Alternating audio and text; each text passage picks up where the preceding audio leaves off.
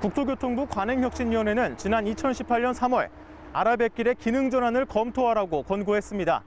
이에 환경부는 같은 해 10월 공론화위원회를 구성하고 경인 아라뱃길의 활용 방안을 원점에서 다시 검토 중인데요.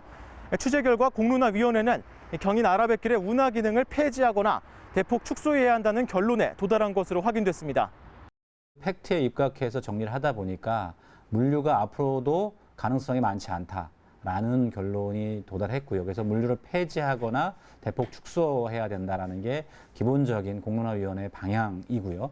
그리고 그러면 앞으로는 어떻게 가야 되냐? 방향성에 대한 논의가 있었고요. 그 선택은 시나리오 워크숍을 통해서 시민들이 나중에 시민위원회에서 결정을 하게 될 겁니다.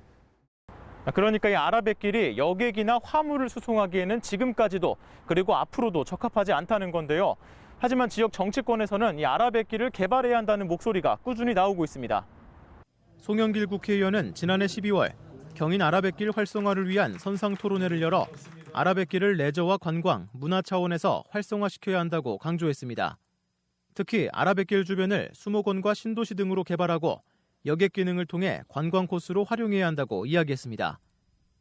지난달에는 공론화위원회 거버넌스에 참석해 향후 남북 교류를 위한 물류 기능 유지와 관광을 위한 한강 물길 연결 등을 검토 과정에 반영해달라고 요청하기도 했습니다.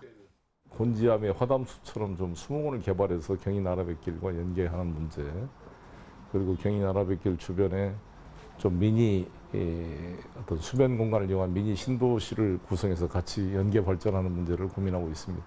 관광선 여의도 나루에서부터 쭉 아라뱃길을 통해서 서해 바다까지 연결하는 그 관광 크루즈 그런 기능이 검토되고 있는 거죠. 이 같은 상황에 대해 시민단체는 공론화 과정에 공정성과 객관성이 훼손될 수 있다며 우려하고 있습니다. 사업을 원점에서 재검토하는 만큼 사실에 근거해 판단이 이루어져야 하는데 정치인들이 의견을 전달하는 것 자체가 정치적 외압으로 작용할 수 있다는 겁니다. 관광 레저 측면에서 활용이 필요할 텐데 그런 환경적인 부담이 없는 선에서 진행을 해야 된다라고 보고 있습니다. 공론화위원회를 거쳐서 기능을 재정립하려는 준비를 하고 있거든요. 근데 거기에 정치인들이 대거 참석해서 뭔가 그 공론화위원회 결과에 외압을 행사하려는 모습들이 보여서 저희가 규탄 기자회견을 진행했습니다. 공론화위원회는 현재까지 아라뱃길에 대한 몇 가지 활용 방안을 도출한 상황.